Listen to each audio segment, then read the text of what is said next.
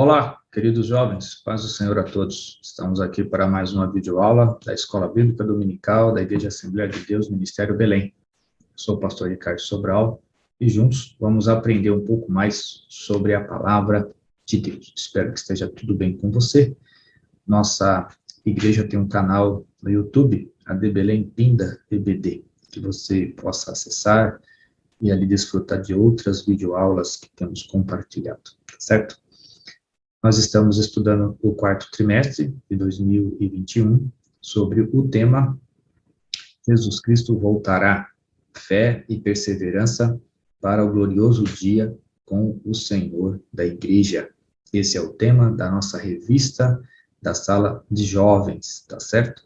E esse é o comentarista, pastor Reinaldo Ódilo, que é juiz de direito da terceira vara da família lá em Rio Grande do Norte, em Natal, e co-pastor do templo sede ali dessa mesma cidade. A lição de hoje vai falar sobre sinais da segunda vinda de Jesus Cristo. É a nossa segunda aula, e eu espero que você esteja atento aí, ligadinho conosco, para aprender mais.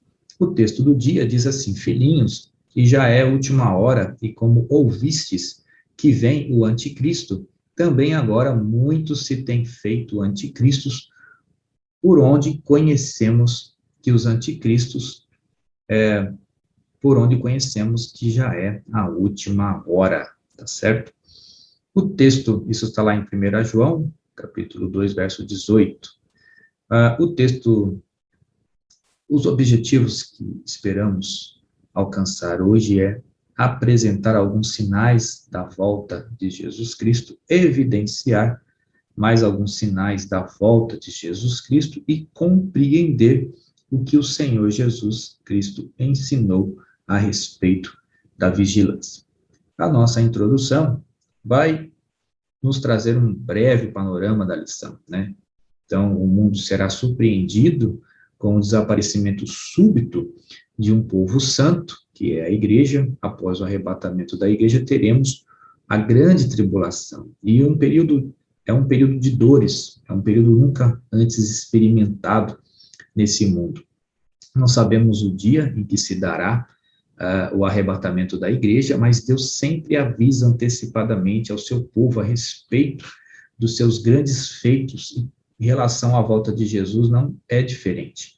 Amós 3:7 diz assim: certamente o Senhor Deus não fará coisas alguma sem antes ter revelado o seu segredo aos seus servos, os profetas. Então, Jesus falou de um tempo de sinais, a respeito de sinais, de sofrimentos, de calamidades, né, que vão acontecer antes do arrebatamento. O mestre comparou as tribulações, as contrações que são sentidas por uma mulher, né, antes do nascimento de uma criança. Jesus disse que haveria princípio de dores. Quando uma mulher está para dar à luz a uma criança, o que ela sente é dores. E aqui Jesus vai falar a princípios de dores, e o Salvador alertou que essas dores, né, era um indicativo de que a sua volta, sua segunda volta, estaria próxima. E aí nós vamos ver alguns sinais, como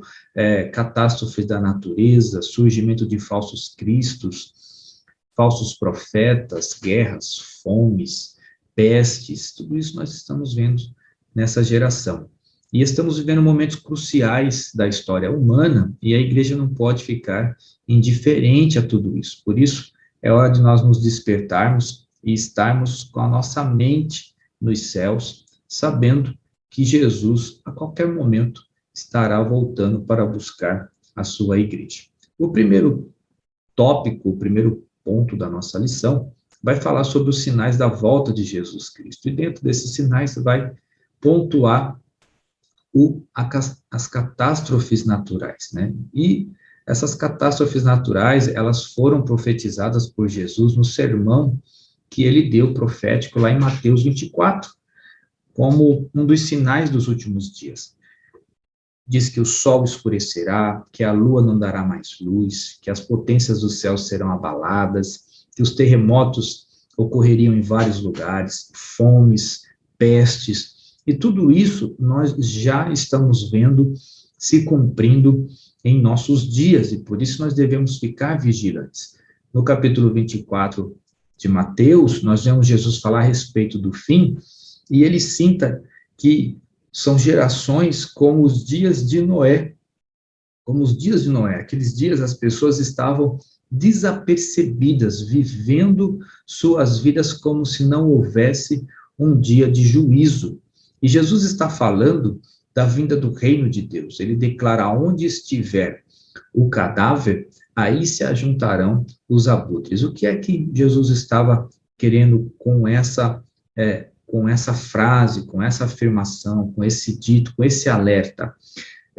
Assim como os abutres agem com rapidez quando vê uma carniça ou um corpo sem vida, assim também, quando as condições morais e espirituais da sociedade estiverem apodrecidas, ele voltará e implantará o seu juízo sobre os ímpios. Os ímpios.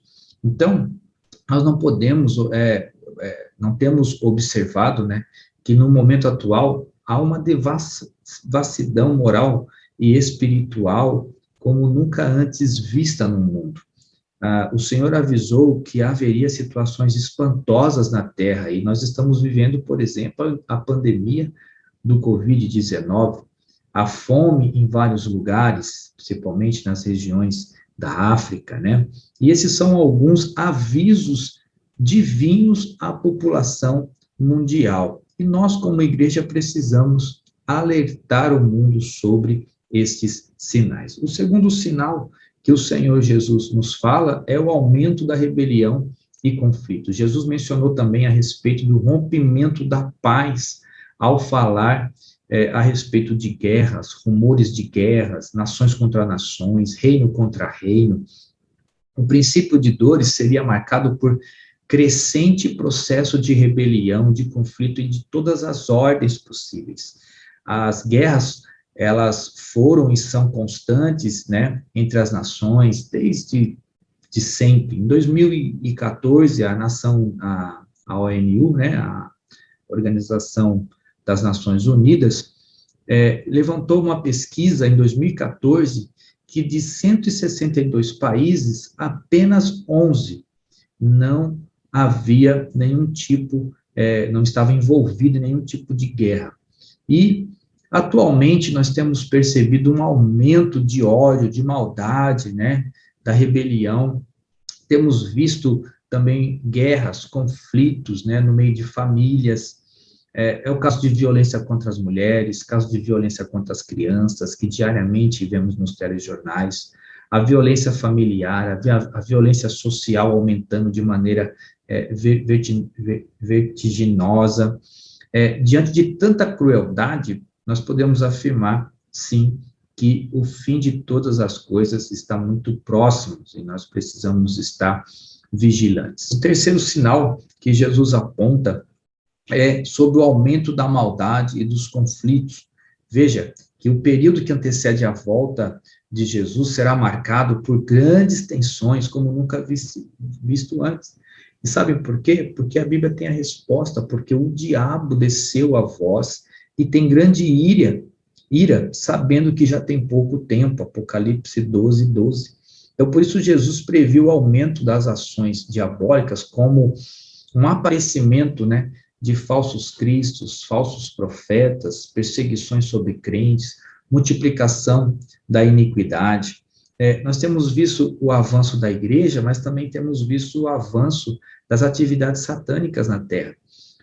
Os grupos satanistas têm aumentado em todas as partes do mundo. Nos Estados Unidos, tem sido grande a diminuição de pessoas que creem em Deus, pessoas que colocam Deus como Senhor das suas vidas, e o aumento do ateísmo, da incredulidade, tem cada vez da relatividade das coisas no ambiente ético, moral, materialista.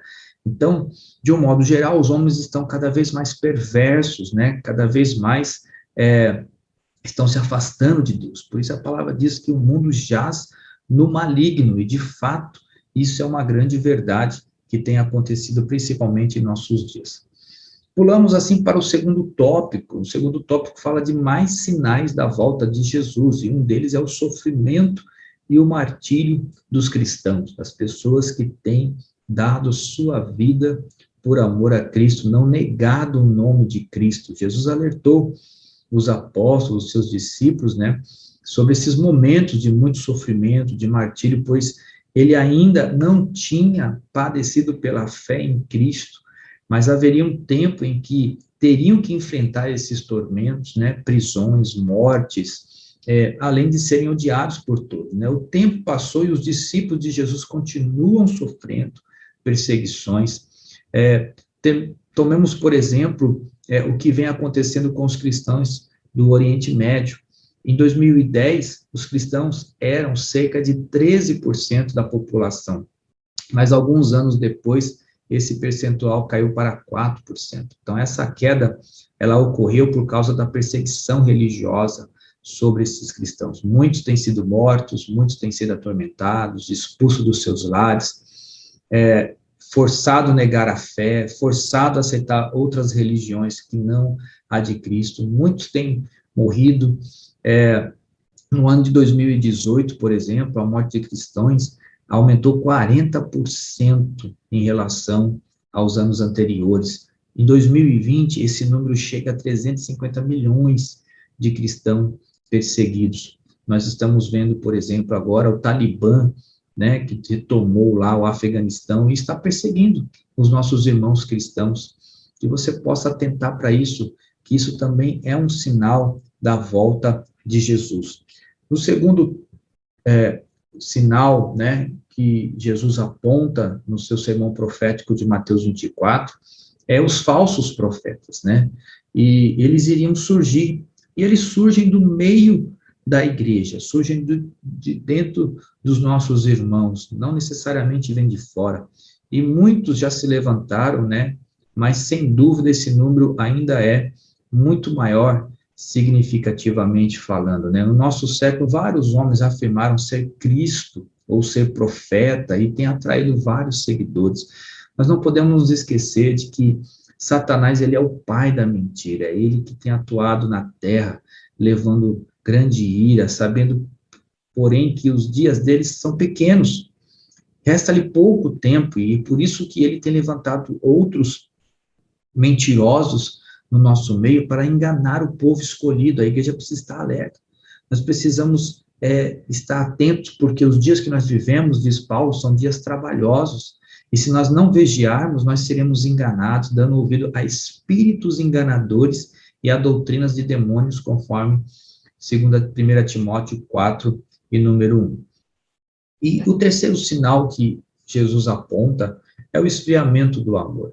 Jesus disse que por se multiplicar a iniquidade, o amor de muitos esfriará. Os dias que antecedem o arrebatamento da igreja serão muito difíceis, pois serão marcados pela falta de amor, de discernimento espiritual, de escândalos, de traições, de ódio, né? De grande apostasia, esfriamento da fé.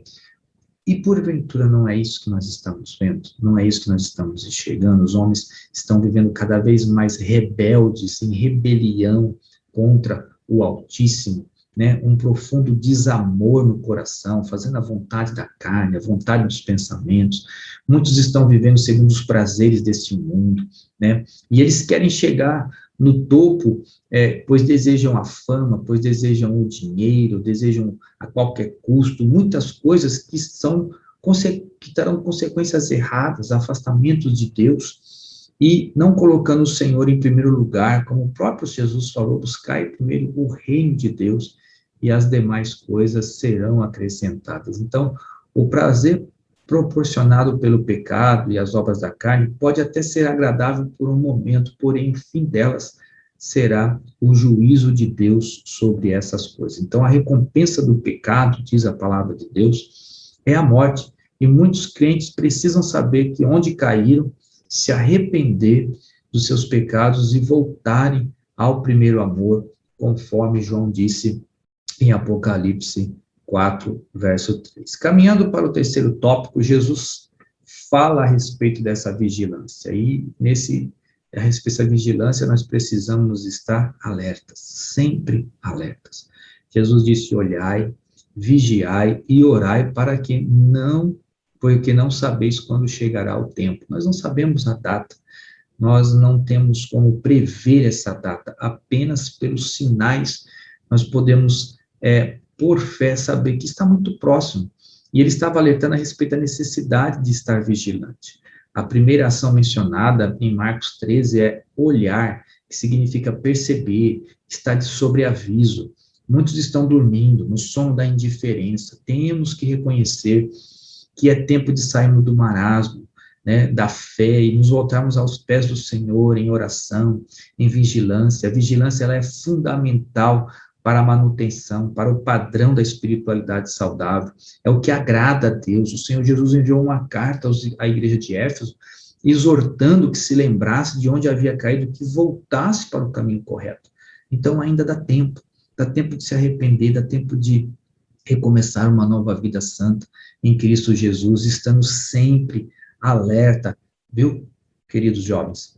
O segundo alerta que o Senhor, a vigilância que o Senhor nos dá, é estar sempre vigiando. Isso mesmo, sempre vigiando. Vigiar, traduzido, significa estar ou permanecer acordado, estar atento, estar pronto, estar cuidadoso, né, com o nosso tempo, com o nosso dia. A vigilância, ela foi amplamente mencionada por Jesus no sermão de Mateus 24. E o mestre nos mostra que existe uma recompensa para quem é vigilante, né? A vida eterna.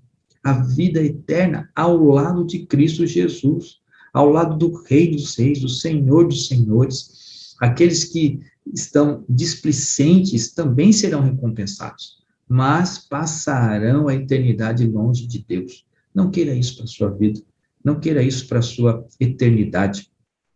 São aqueles que farão se dedicar mais aos prazeres, às experiências momentâneas, do que o relacionamento sincero com Deus. E o terceiro ato de vigilância que precisamos é estar sempre em oração.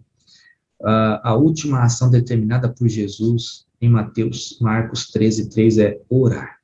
Orar é entrar como filho na sala do trono da graça. É falar com Deus diretamente, é você ter acesso ao Todo-Poderoso.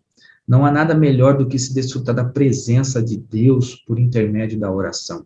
O Senhor se agrada quando os seus filhos buscam a sua presença, buscam a sua face, e não somente os seus presentes. Então, nós precisamos ter uma vida de oração, um devocional de oração, sempre estar ligado com o Senhor. Busque todas as formas possíveis de acessar a Deus por meio da oração, no louvor, na adoração, na meditação, na leitura da palavra de Deus. Ore a palavra. Pastor, eu não sei orar. Ore a palavra de Deus, porque eu tenho certeza que a palavra de Deus, por meio do Espírito Santo, te conduzirá à sala do trono. E nós concluímos essa lição dizendo que o Senhor Jesus prometeu estar conosco todos os dias, enquanto nós vivermos aqui na terra. E que no arrebatamento da igreja, nós estaremos para sempre com Ele. Então, é necessário viver com Ele aqui agora, se eu quiser viver com Ele para sempre lá no céu. A nossa comunhão com Ele deve ser total, completa, não apenas pelos seus favores, mas principalmente anelando pela sua presença, pela sua comunhão.